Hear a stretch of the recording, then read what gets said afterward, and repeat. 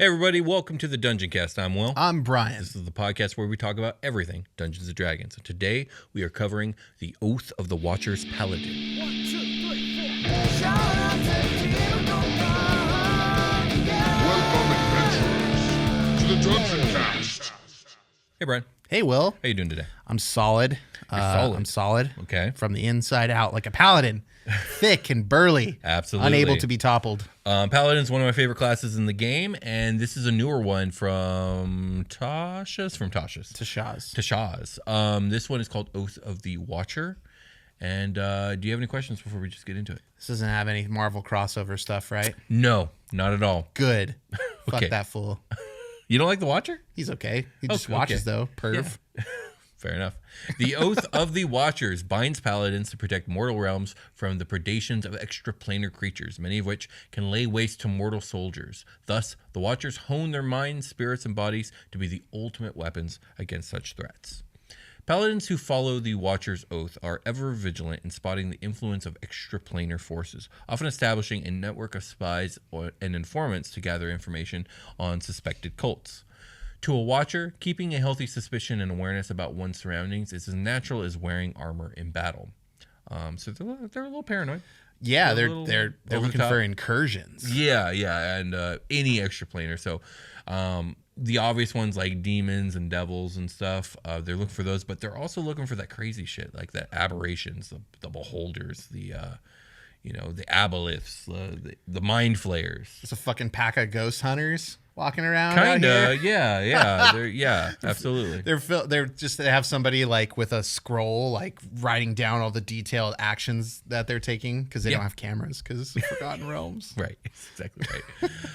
Tenets of the Watchers. A paladin who assumes the Oath of the Watcher swears to safeguard mortal realms from otherworldly threats. And their tenets are as follows. Vigilance. The threats you face are cunning, powerful, and subversive. Be ever alert for their corruption. Loyalty. Never accept gifts or favors from fiends or those who truck with them. Stay true to your order, your comrades, and your duty. The subtext there is at a rate of $20 or more without reporting to your manager. Sure, absolutely. Discipline. You are the shield against the endless terrors that lie beyond the stars. Your blade must be forever sharp and your mind keen to survive what lies beyond. At level 3, which is when you take this subclass, you get access to Oath spells. So 3rd level Oath of the Watchers features. You gain Oath spells at the Paladin levels listed in the Oath of the Watchers table. See the Sacred Oath class feature for how Oath spells work. Oath of the Watcher spells. At 3rd level, you get access to Alarm and Detect Magic. 5th level, Moonbeam and See Invisibility. 9th level, Counterspell and Non-Detection. 13th level, Aura of Purity and Banishment. And at 17th level, you get Hold Monster and Scrying. So the lower level of these watchers are detection, and then when you get high enough level, you can actually fucking do something about it. Yeah. Like, I detected and now banished. Call a priest. Jesus. Also at 3rd level, you get your channel divinity. Your oath allows you to channel divine energy to fuel magical effects. Each channel divinity option provided by your oath explains how to use it. When you use your channel divinity, you choose which option to use. You must then finish a short or long rest to use your channel divinity again. Some channel divinity effects require saving throws. When you use such an effect from this class, the DC equals your paladin's spell save DC. You gain the following channel divinity options. Watcher's Will. You can use your channel divinity to invest your presence with a warding power of your faith. As an action, you can choose a number of creatures you can see within 30 feet of you, up to a number equal to your charisma modifier, minimum of 1. For 1 minute, you and the chosen creatures have advantage on intelligence, wisdom, and charisma saving throws. That's really fantastic. Like, that's super fantastic against any major spell casting or spell-like effect casting creature. Yeah. Like, you're fighting a lich. It was mostly excellent because the lich is going to be throwing fireballs and stuff, which is a dex save. But anything psychic that's fucking with the mind or charming or just any type of mind fuckery, this is an excellent You want to put down that annoying bard that's been in your party since session 1? Yeah, that's how you do it. Yep. You also get the channel divinity, Abjure the Extraplanar. You can use your channel divinity to castigate unworldly beings. As In action, you present your holy symbol, and each aberration, celestial, elemental, fey, or fiend within 30 feet of you that can hear you must make a wisdom saving throw. On a failed save, the creature is turned for 1 minute or until it takes damage. There it is. Yeah. I was going to say it's like the turned undead substitute for this class. Kinda, yeah, except for paladins never even get turned undead. Oh, that's so, yeah. right. That's a cleric thing. A turned creature must spend its turn trying to move as far away from you as it can, and it can't willingly end its move in a space within 30 feet of you. For its action, it can use only the dash action or try to escape from an effect that prevents it from moving. If there's nowhere to move, the creature can take the dodge action. Okay. So one note here is I love that when it says extraplanar, it really means extraplanar and it includes celestial. I really like the idea of these guys being like, no, like I am not a holy warrior. I don't trust the damn angels either. They I'm a Ghostbuster. Yeah, they got their own agenda, and like this is our world, and they need to stay in their world. Stop doing good deeds. Back, angel. Yeah, get out of here with your crazy celestial agenda. At level 7, you get a feature called Aura of the Sentinel. You emit an aura of alertness while you aren't incapacitated. When you and any creatures of your choice within 10 feet of you roll initiative, you all gain a bonus to initiative equal to your proficiency bonus. So you're super alert and you're going to move first in battle. This could be a great feature if it works out. Yeah, typically going to get like +2 or 3 on that. Yeah. At 18th level, the range of this aura increases to 30 feet. At level 15, you get a feature called Vigilant Rebuke. You've learned how to chastise anyone who dares wield beguilements against you and your wards. Whenever you or a creature you can see within 30 feet of you succeeds on an intelligence, a wisdom, or a charisma saving throw, you can use a reaction to deal 2d8 plus your charisma modifier force damage to the creature that forced the saving throw. So yeah, this stacks really well with the channel divinity, which is going to give all your peeps advantage on this. So if you're fighting something that's doing a lot of psychic stuff, you bust that channel divinity out, suddenly you have an advantage on everything that it does. And anytime one of your peeps succeeds on saving against this stuff, which they should because they have advantage, you're going to do extra 2d8 plus charisma modifier force damage to the creature. That's pretty cool. That is pretty cool. Finally, at level 20, you get a feature called Mortal Bulwark. You manifest a spark of divine power in defense of the mortal realms. As a bonus action, you gain the following benefits for 1 minute. You gain true sight within a range of 120 feet. You have advantage on attack rolls against aberrations, celestials, elementals, fae, and fiends, which at level 20, you're probably fighting those things a lot, actually. That's probably a big deal. Yeah. When you hit a creature with an attack roll and deal damage to it, you can also force it to make a charisma saving throw against your spell save DC. On a failed save, the creature is magically banished to its native plane of existence if it's currently not there. On a successful save, the creature can't be banished by this feature for 24 hours. So not only is like, do you smack them, and you smack them real hard, you smack them so hard, you smack them back to where they came from. Yeah. There's a saying I'm trying to figure out, like, I'll smack you into yesterday or whatever. You can almost literally do that with this. Cool. Once you use this bonus action, you can't use it again until you finish a long rest, unless you expend a 5th level spell slot to use it again. That's nice. It's nice, but as a paladin, you only get like 2 or 3 of those, even at level 20. Yeah, but still, the option to be able to do it at all is situationally very good. Yeah, absolutely. Any questions before we talk about the characters we built today? Anything you want to add to this? No. I mean, now I want to build a Ghostbuster. You still can. I still can. You still can with the magic of editing. Yeah. Let's take a short rest. Okay. Did you want it? Yes. Okay. We've returned. Indeed, we have. Welcome home. Yes, welcome. I think sometimes I'm binging like a podcast, and that it just feels home is a feeling. Yeah, home is a feeling. And podcasts can make me feel at home sometimes. So I hope that you guys feel at home right now. And I'm just going to save us all from the travesty that could potentially be this Diet Coke spilling. Thank you, man. Thank you. We're good. I appreciate it. It could have been bad for everyone. It really could have been. It was just hidden back there. I was like, what's that? So we gonna talk about these characters or what? Yeah. Am I going first? I think you should go first. Okay, so I built an Oath of the Watchers Paladin. It would be weird if I built something different, but I didn't. I'm really glad you built that character. And mine's pretty straightforward. I forgot to write the backstory down in this one, so I'm gonna have to remember as I go along. But his name is Brother Grimmon. And he's a dwarf. He's a hill dwarf.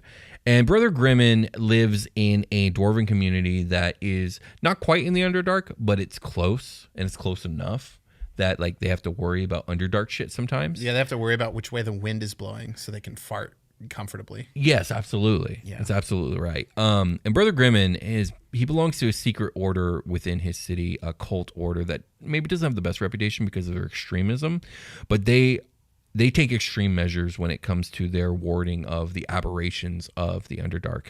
And Brother Grimmon is like a hardened, no-nonsense, almost brutal fighter against the aberrant. And he is trained in athletics, insight, intimidation, and perception. I gave him a Mace of Disruption.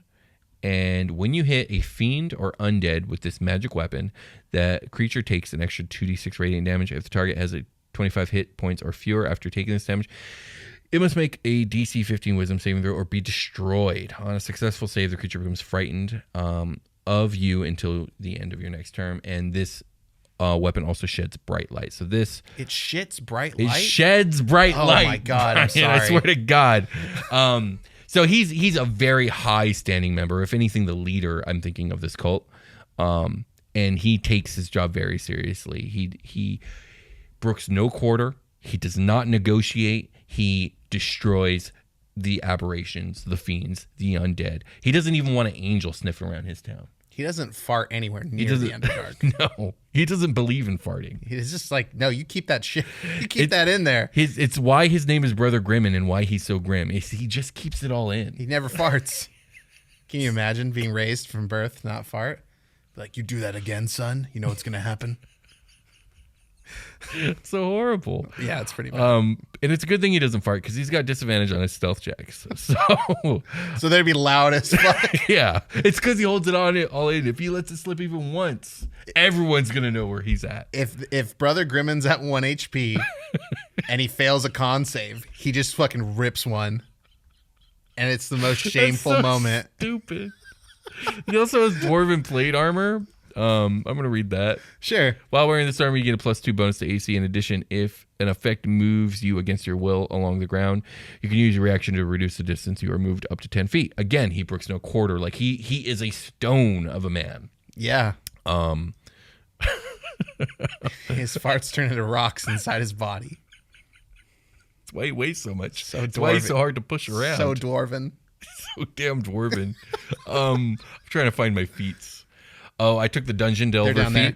You have advantage on perception investigation checks made to detect the presence of secret doors, and on saving throws made to avoid or resist traps. You have resistance to the damage dealt by traps, and traveling at a fast pace doesn't impose the normal -5 penalty on your passive wisdom save. So he's constantly on the hunt. His perception and investigation checks are off the scale.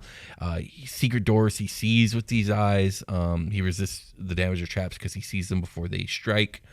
Yeah, he's just he's a man who is dedicated to his mission, so much so that he lacks in personality because he is zealous to the extreme. Yeah, and he's constantly focused. He gets so focused, he can't drop it, not even for a second. What's for dinner, mother? No beans. No beans tonight. No beans ever. Too much happened today. Too much happened today. His spells. I know these are all the spells he gets from his. I must not have. Let me go to manage spells. Here we go. Yeah. Oh, here we go. No. I just failed to prepare his spells the way I should have. It's okay. It like spellcasting. It's so like the list is the list, and like there's only so many. We've covered so many spells on the show. Okay, these are the ones that I prepared. Okay, so detect good and evil, detect evil and good, protection from evil and good, and zone of truth. And then all the other ones that he has automatically prepared are see invisibility, moonbeam, detect magic, and alarm. So he's mostly about trying to find, protect himself, and destroy either evil or good. Right. He's not very tolerant of either in his vicinity. Things must be lawful and neutral, and he just doesn't like either forces from the extra planes, like pushing their influence and agenda on what he deems to be the mortal realm. Does he think farts are extra planar creatures, and that's why he doesn't like them? He ran into a flump once, and that convinced him to never fart again. It's like, no, I won't be like it. Never. I cannot become my enemy. Got any questions about Brother Grimmon? I love him now. I do. At first, I was pretty neutral about him, and then after talking about him with you, subtext of it, yeah, no, he's fucking awesome. He's pretty cool. Brother Grimmon. Yeah, cult leader. What's the name of the cult? Because we're not just like, hey, we're the cult. Cult of the Watchers. Yeah, usually cults don't like, hey, we're a cult. Usually, when they're evil, like not the kind of cult I think is going on here. Brotherhood of the Silent Wind. Brotherhood of the Silent Wind. It's like, I hate this fucking name of this cult. Let's talk about your character. Trying to do a thing. Let's talk about your character, Brian. I got Egon Spangler. Egon the Harangon? Egon the Harangon. Okay. Welcome to the Harangon verse. I think that's the sound effect. Or maybe it's like the fucking the Sam Raimi Spider-Man trumpets. I don't remember. From the first I barely remember that movie. Okay.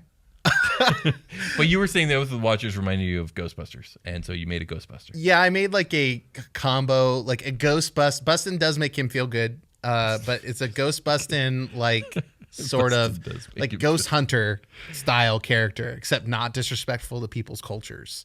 Is Ghostbusters? Did they do not something Ghostbusters, but there are ghost hunting shows where like ghost hunting people go in and like try to like, you know, disturb Rile an up Indian burial ground or something like that. That's not great. No, that's not cool. So he's not doing that. He's doing the more tame episode kind of stuff. I guess he's busting in a good way. Well, yeah, he is. A great way, some would say. Egon is like a stern, like very charismatic and medium Harangon. Okay. Wearing full breastplate. Uh-huh. And wielding a flail that he keeps like holstered. He just wants you to know he'll fuck you up, especially if you're a ghost. Egon received his training from a master Harangon watcher. Okay. Like, you know, this sounds like one of the pass down the order kind of deals as a character. Could be. I think this is what I'm going to go for here. Okay. Is it's his turn. It's his time to shine. He's been passed down. He finally hit level 5. He's ready to do some shit. He can finally attack twice. So, you mean I can do it again? I could just do it. He's like, no, you have to get it. You have to hit him again within the 6 seconds, or I can't give you the ring. And his master passed on to the afterlife and says, if you ever see me again, bust me and feel good. And he died. Okay. Cool.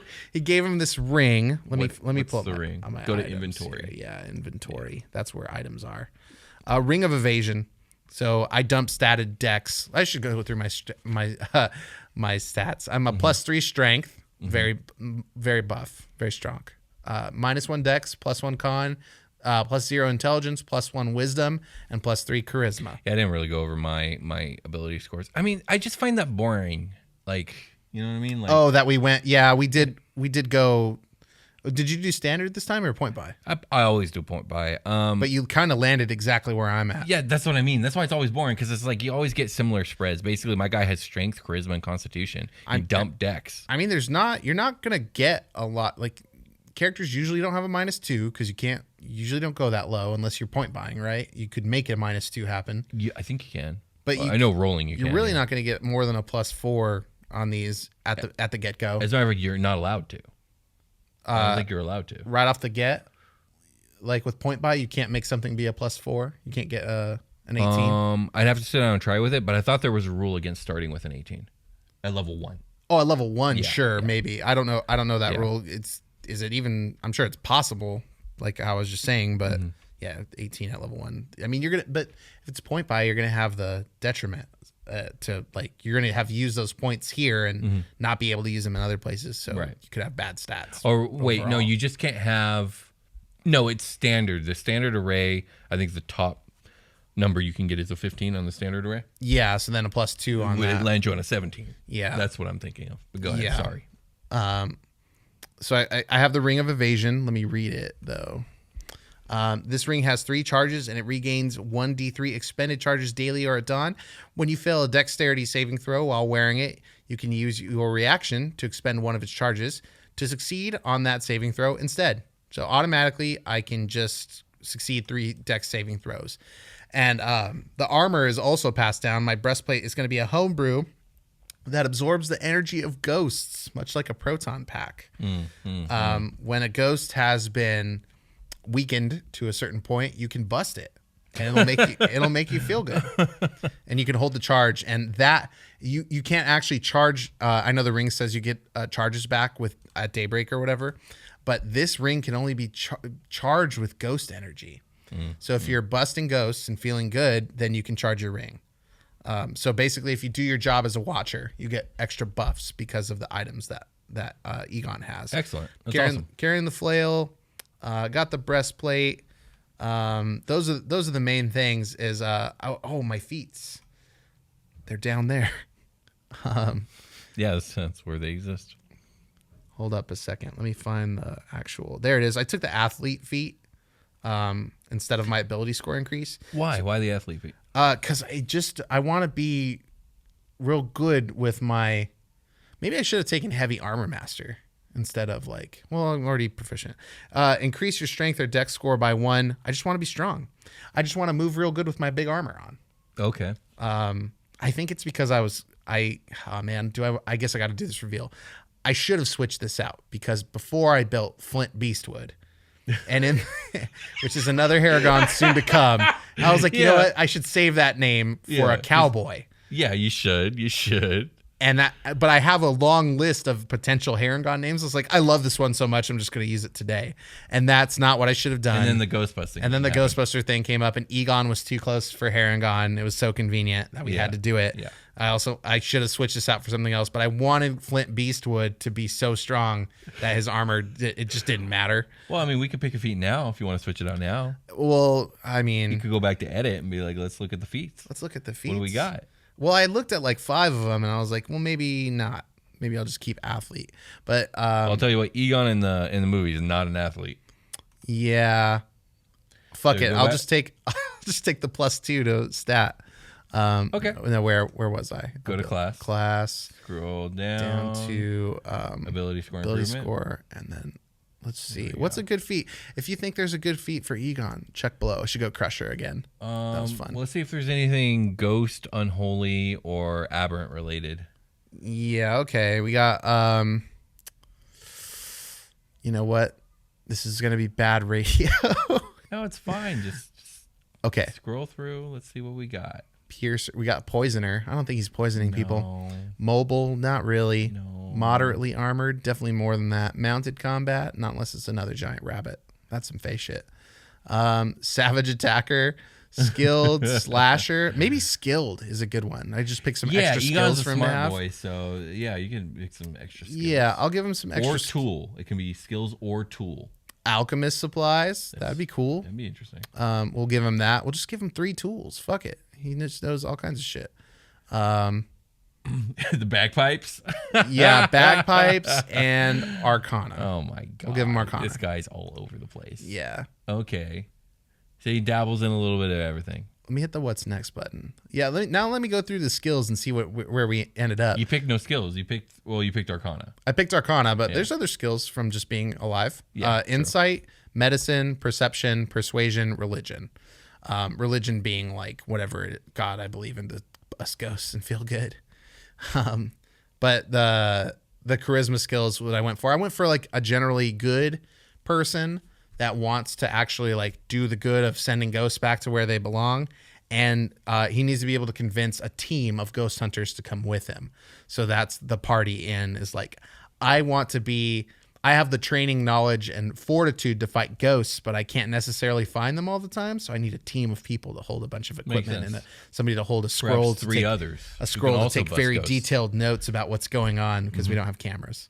Yeah, absolutely. Or hold a record rock up as we do sit, and it'll be like a ghost hunting podcast. There we go. I like that. We could just copy the data from the record rock to other record rocks, and we'll have a bunch of copy degradation. People recording did you ever make a mixtape on the radio? Mm-hmm. Oh yeah. And you had to copy the song that was playing off the radio, you know? My dad used to do that a lot, yeah. Cool shit. It's like that. You hold the record rock next to another record rock and just play. Mm-hmm. And you do like 5 at once. You set like 5 new record rocks out and play the old one. And then you distribute them like that. Like, hey, get your record rocks. We busted some fucking ghosts and felt good this week. For Clint Beastwood, you should wait till we do a Ranger episode. I will wait for the Ranger. Ranger. That's the most cowboy thing I can think Well, of. we already did a Ranger. I'm sure we'll do more. I'm sure we will. This year, you think? Possibly. We'll make it maybe happen in the I'll figure future. it out. If there's even the smell of cowboy on the horizon, I will Flint Beastwood. Okay, sounds good. Anything you want to add before we take our long rest? No. All right, let's get ready for a long rest. Hey, everybody, welcome to the long rest. What a calm down machine it is to leave the Harangon verse. Indeed. Welcome back to reality. Snap. I was trying to think of the lyrics and my mind went There's blank. the gravity. Everybody fucking thinks it when you do it, when you say it. Yeah, it's true. It's very true. Mom's spaghetti. Like Eminem owns that phrase now. Like it belongs to him. The snap back to reality. And Super Bowl, just like if it had faded at all, it's back. Super Bowl halftime. Oh, I didn't see it, but I heard about it. Eminem was there. Yeah, he I did the heard. thing. Yeah. And he had just opened up Mom's Spaghetti restaurant. Oh, he did, although I heard bad things about it. I'm sure it's spaghetti, so it can't be great. Oh, no, I just heard bad things about the pricing, considering that it's mom's spaghetti. And buttered bread, basically. You don't think Eminem isn't going to charge you for his shit? Well, I mean, it's in the middle of Detroit, I don't know. You Yikes, just yeah. think it would. Anyways, what do I know? He's from there. Isn't there? Didn't he make more? Is there some in L.A.? Oh, I have no idea. I just heard bad things about it. He was out here for the But Super you know Bowl. what you guys could do? You guys could leave a review of our podcast. Yeah, review our podcast and let us know how expensive it is. It's not. It's free. But if you want it to cost money, it can, and you can get episodes ad free. We really try hard to make the ads not go crazy on the show. But if you want the show ad free, you can support us on Patreon. Yeah, that's where you get them ad free. Ad free and early. Did you know that they're early too? Like as early as I can get them to you. I just edit the shit out of it, like basically the same day we record it, pretty much is what I try to do. So you can go to patreon.com/Dungeoncast, check out that kind of bonus content and much, much more, including live plays, like over 100 hours of that shit. Yeah. Of us doing fun comedy games. Audio quality's from a time ago. So we have plans to get new Patreon content, and we have exclusive merch on there that you can go check out. But it'd be really cool. That's probably the best number one way to support us according to this list. Now we got Apple Podcasts, Spotify reviews. Check that shit out and talk about us on there with like 5-star. Click. Please. The stars come up and then you have to click them and they're like blank. And when you click the one to the most right, it fills in all the ones before it. Do that shit. Please. Be like, Will and Brian do cool sound thing. Yay. And then you can move on. If you feel like you want to buy shit, like it's not like none of this stuff is enough for you and you just want to, you need to fuel your capitalistic urges, go to our merch shop. It's got merch. Indeed. Hats, jackets, shirts, mugs, mason jars. We got bags, masks. art. Yeah. All It's art. Dungeoncast and Super Quest Saga related, and it all looks really good. OG stuff, man. You want the logo? You want to what the Grum shit up? Do it. Shout out to Demogorgon stuff. I'm pretty sure we have it. Shout out to Demogorgon. 2 in a row, baby. 2 episodes in a row. And then it just says Blood Eagle. No, it doesn't. No, it doesn't. It does. It says Blood Eagle. I can't see what this says anymore. What I love is you could actually edit it to say Blood Eagle if you wanted to. Yeah. But you haven't. I could do that, but why take the time when this just already says Blood Eagle? Spread the word. Follow us on Discord. I guess join the Discord and get ready Discord mods because I said it. You can also follow us on Twitter, Instagram, and TikTok where we do post regularly about stuff. Shit. Yeah, Like, and who knows? links will be in the description for a lot of this stuff, guys. So if you don't want to go typing, just check the description and see what links we got there. Link is there. Yacht. Have a good day. Dumb joke. See you next time. Call it a We'll game. call it a game. We'll talk to you guys later. Bye.